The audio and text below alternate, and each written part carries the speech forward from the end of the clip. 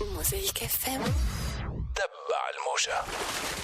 ضيفي التحق بنا السيد رفيق عبد السلام القيادي في حركة النهضة. مرحبا بك سي رفيق. أهلا وسهلا. مرحبا. شكرا لك. حبيت تكون بحثنا اليوم باش نتحدثوا شوية على تفاصيل عملية تسليم البغدادي المحمودي، على اعتبار وأنك وقتها كنت وزير الخارجية. حديث كبير قاعد يصير الأيامات الكلها، خاصة بعد لا تم الحكم عليه و8 من رموز نظام القذافي بالإعدام رميا بالرصاص. ساعة إحساسكم كحركة، ولو أنه ممكن كلمة إحساس معومة شيئا ما، أما موقفكم خاصة بعد لا تم التسليم في ظل حكومتكم واليوم يحكم على هذا الرجل بالإعدام رميا بالرصاص. خلينا نفصل الأمور. أول شيء نعم. من الناحية الأخلاقية خلينا نقول والشخصية. نعم. نعتبر حكم الإعدام، ما نتمناش الإعدام لأي شخص معناها، خاصة في قضايا سياسية. معناها الإعدام بالرصاص ولا بأي صيغة من الصيغ يعني أمر غير محبذ من الناحية الأخلاقية والسياسية والإنسانية. لكن فيما يتعلق بموضوع تسليم البغدادي المحمودي لابد نحط الأمور في سياقها. أول شيء كان فما حكم قضائي، محكمة الاستئناف حكمت بتسليم البغدادي المحمودي. نعم. والحكومات المتعاقبة امتثلت لقرار الحكم القضائي بشكل أو بآخر. يعني سي حكومة الباجي قايد السبسي كان يمكن تقوم بهذه العملية وقت جاء عملية التداول بعد انتخابات أكتوبر 2011. الحكومة سي حمادي جبالي تحملت مسؤوليتها ونفذت يعني الحكم القضائي بتسليم البغدادي المحمودي للسلطات الليبية. فما جانب آخر أساسي ومهم، الأمور بسياقها، كونتكست شيء أساسي ومهم. وقتاش تمت عملية التسليم وضمن أي إطار تمت عملية التسليم؟ وقت كان فما حكومة موحدة في ليبيا. ما لازمش نقيسوا الوضع الراهن الآن على الوضع السابق. حكومة سلكيب وقتها كانت حكومة موحدة في إطار المجلس الوطني الانتقالي اللي كان يقوده سي عبد الجليل في ذلك الوقت. ما كانش الانقسام الموجود الآن شرق وغرب، حكومة فجر ليبيا، حكومة طبرق، وبالتالي احنا قمنا بعملية التسليم لحكومة شرعية. فهمتني؟ شيء أساسي لابد أن يوضع بعين الاعتبار. فما عملية إسقاط الآن، معناتها عملية الانقسام الموجودة والتجاذبات السياسية بين حكومة طبرق وبين حكومة فجر ليبيا تسقط على وضع سابق. احنا ما سلمناش الحكومة غير شرعية، سلمنا لحكومة شرعية وامتثلنا لمقتضيات التعاون والجيرة. وما نتصورش فما أي حكومة من الحكومات تتحمل الارغيومون تاع انه وقتها قدمنا او سلمنا البغدادي المحمودي لحكومة ربما فيها من الاستقرار، ما عندهاش حتى علاقة بالوضع اليوم في المتفجر في ليبيا. لكن وقت الوضع في ليبيا ما كانش بهذا الوضوح اللي تتخيلوا أو اللي تقيمتوه أنتم في وقتها. كان وضع متفجر في أي لحظة ينجم يتبدل الوضع في ليبيا. هذا من جهة أخرى عندنا مؤسسة أخرى في الدولة التونسية اللي هي مؤسسة رئاسة الجمهورية والتي لم تقبل بعملية التسليم. ويقول السيد المنصف المرزوقي أنه لم يمضي على الوثيقة ولم يقبل ذلك. وكان السيد حمادي جبالي أيضا في تداخل في موزايك، قال بلغناه الموضوع بفكرة التسليم ولكنه رفض ذلك. بمعنى أن هناك مؤسسة أخرى في الدولة التونسية هي مؤسسة رئاسة الجمهورية لم تقبل بالتسليم، ورغم ذلك تم التسليم. وفي ظروف زادة، وانت تتحدث عن ظروف سي رفيق، ظروف أنه يوم أحد يوم عطلة في تونس، وإلى جانب ذلك الرئيس التونسي وقتها سيد منصف المرزوقي كان في الجنوب التونسي ولم يعلم بعملية التسليم. الأمور مانيش باش ندخل برشا في الجدل هذا. على تمشية مراسلة رسمية لرئيس الجمهورية. رئيس الجمهورية موقفه معروف، سي المنصف المرزوقي اعترض على عملية التسليم، أمر معروف. والأمر هذا أحدث تجاذبات في إطار الترويكا. كان فما معناتها رفض من طرف رئيس الجمهورية ومؤسسة الرئاسة تسليم البغدادي المحمودي، لكن فما أيضا منطق الدولة، فما مقتضيات، فما مصالح سياسية. ما تصورش فما أي حكومة سياسية راجلة وعاقلة كانت تتحمل أعباء سياسة لي ذراع في نفس الدولة. مش قضية لي ذراع. أنت مش رافض ولكن أنا نسلم، أنا عندي الحق باش نسلم. مش قضية شكون يسلم ما يسلمش، هذه قضية جزئية. المسألة تتعلق بقوانين الجغرافيا السياسية. وقت نتحدثوا على ليبيا نتحدثوا على بلد مجاور. أنا حكومة كانت تتحمل أزمة سياسية مع ليبيا. عدم تسليم البغدادي المحمودي كان يمكن يؤدي إلى أزمة سياسية مع ليبيا. والدليل على ذلك أن حكومات أخرى في المنطقة سلمت مطلوبين. سلمت مثلا سنوسي رئيس جهاز المخابرات، سلمته دولة موريتانيا. لسبب رئيسي أن الموريتانيين كانوا يدركوا رغم ارتباطهم السابق بنظام القذافي فما علاقة سياسية وعلاقة عاطفية خاصة بنظام القذافي، ولكن تحملوا هذه المجازفة. الدبلوماسية التونسية مش باش تتعلم من دول أخرى وإلا على خاطر موريتانيا ولا السودان سلموا أنا نسلم. لا مش هذا مش قضية لأنه موريتانيا سلمت، ولكن نحكي على قوانين الجغرافيا في تونس إنه اليوم زوز مؤسسات في الدولة غير قابلة بهذا الموضوع. معناها كأنكم مارستوا وقتها سياسة لا ذراع، أنت لا تقبل ولكن احنا عندنا القدرة على هذه مسألة جزئية. قضية هذه الاختلاف في الحكومة مش هذا الشيء الأساسي. الاختلاف مقبول، لا ولكن أن نوصلوا موجود موقف رئيس الجمهورية معروف للقيام بالعملية لتطبيق القرار للحقيقة وللتاريخ. هذه شهادة لله وشهادة أمام شعب. رئيس الجمهورية كان معترض على العملية ولم يعلم معناه لا ما نعرفش هذه يعلم لم يعلم. نعرف مشات مراسلة رسمية من القصبة إلى رئيس الجمهورية اللي نعرفه أنا فما مراسلة رسمية مشات لإعلام رئيس الجمهورية بقى تماما ما نعرفش أنا في مداخلتك سي رفيق أخلاقيا قبيلة حكينا على عقوبة الإعدام قلت لي أخلاقيا مانيش مع الإعدام أخلاقيا تقبلها. معنا ما نتمناش الإعدام لأي شخص خاصة في القضايا السياسية. معنا أخلاقيا تقبلها فكرة أنه أنت ترفض ولكني أسلم مش قضية. هي ثم حكم قضائي. أنا قلت لك الحكم القضائي هذا كانت تمتثل له ممكن حكومة سلباجي كما امتثلت له حكومة سي حماد الباجي. لو بقيت حكومة سلباجي ممكن قامت بعمليات تسليم بغدادي المحمودي لسبب رئيسي. أول شيء ثم حكم قضائي. الجانب الثاني ثم الضرورات السياسية اللي تتعلق بعلاقة الجوار ببلد تربطك بصلات وعلاقات خاصة. ما تنجمش تدخل في خصومة، ما تنجمش تدخل في أزمة سياسية مع عدم تسليم البغدادي المحمودي كان فيه تبعات سياسية.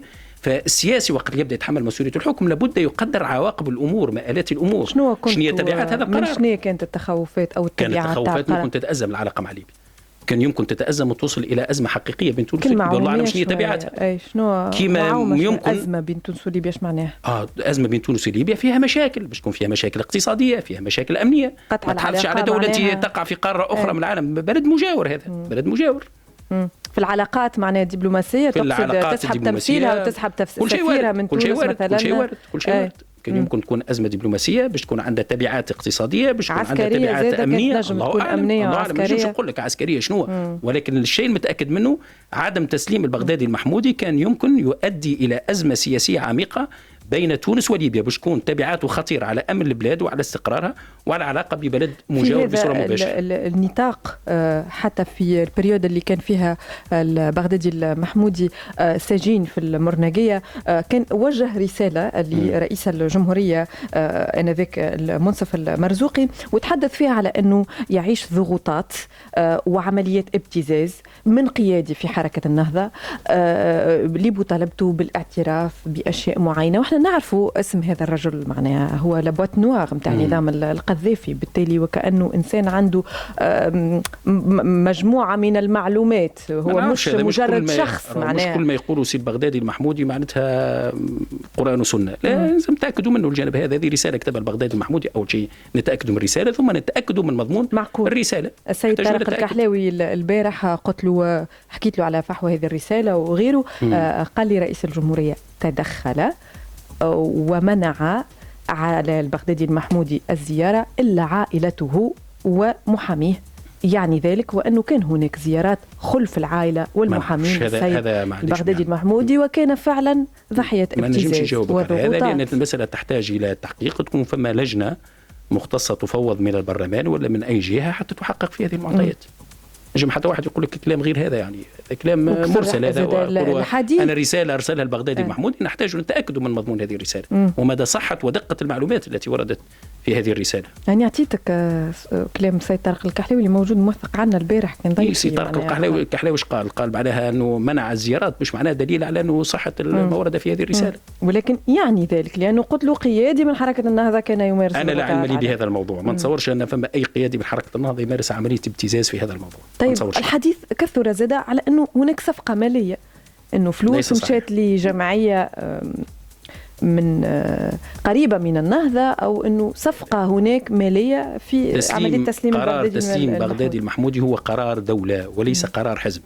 وانا قلت لك لو بقات حكومه سيباجي لا الدولة لانه رئاسه الحكومه فما استمراريه للدوله. أي. الحكومه هي جزء من الدوله. أي. لو كان رئيس الحكومه في ذلك الوقت مش الدوله كامله، لانه رئاسه الجمهوريه فما زوج مؤسسات، رئاسه الجمهوريه ورئاسه رئيس الحكومه تحمل مسؤوليته باعتباره هو معناتها الممثل للحكومة، وانعقد مجلس وزاري، وكما قلت لك القرار اتخذ قبل تشكيل حكومة سي حمادي جبالي، وفي إطار استمرارية الدولة لو ما جاتش حكومة جديدة وبقات حكومة سي الباجي قايد السبسي لقامت بنفس العملية امتثال لحكم قضائي ومبدأ المصلحة السياسية. مع هذه فيها مسألة تقدير مصالح ومنافع ومضار سياسية، ومهمة السياسي رجل الدولة أن يقيس الأمور شنو حجم المصالح وحجم المفاسد.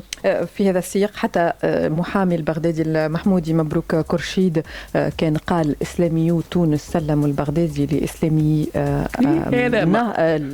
ليبيا، واليوم تقع محاكمته وإحنا أول شيء قاضي وكل ما كان هذا الأمر ليس دقيق. هذا الأمر ليس دقيق. أول شيء حكومة الكيب لا تصنف بأنها حكومة إسلامية. مش معروف على الكيب أنه عنده انتماءات سياسية، هي حكومة وطنية تمثل الليبيين. هذا شكل من أشكال إسقاط الوضع الراهن الليبي على وضع سابق. في ذلك الوقت ما كانش الانقسام قائم هذا بين شيء اسمه إسلاميين ولا علمانيين ولا حكومة شرق ولا غرب، كان ثم حكومة وطنية ليبية يترأسها الكيب، وفي إطار المجلس الوطني الانتقالي اللي يحظى بشرعية دولية، وطالبت هذه الحكومة بتسليم متهم يعني تعتبره من الرجال الضالعين في النظام السابق. بالتالي انه فكره انه قد تتم مقاضاة السيد حمادي جبالي على اساس موقف وقتها او قرار التسليم باي موجب يعني يتم مقاضاته، هو نفذ امتثل لحكم قضائي. فما حكم قضائي، فما مؤسسة قضائية هي اللي أصدرت حكم بتسليم البغدادي المحمودي. لكن فما حتى أنت تعرف حكم قضائي وقت اللي السيد المرزوقي طعن في إجراءات التسليم، هناك حكم قضائي من المحكمة الإدارية يتحدث على خلل في الإجراءات لأن رئاسة الجمهورية لم يتم إعلامها بذلك. على كل حال البرلمان نجم ينظر في الموضوع هذا، ولكن رئيس الحكومة ولكن رئيس الحكومة امتثل لحكم قضائي وتحمل مسؤوليته السياسية باعتباره معناها يمثل الدولة، وفي إطار مبدأ استمرارية الدولة والامتثال وعلوية المؤسسة القضائية قام بتنفيذ هذا الحكم القضائي. نعم. طيب حتى الرابطة التونسية للدفاع عن حقوق الإنسان دعت في بيان لها الحكومة التونسية لمراجعة موقفها وبالتالي للتحرك من أجل الحول دون تنفيذ الحكم الإعدام. حركة النهضة تخمم في ذلك، تخمم أنه قد تتحرك لعدم تنفيذ حكم الإعدام؟ نعم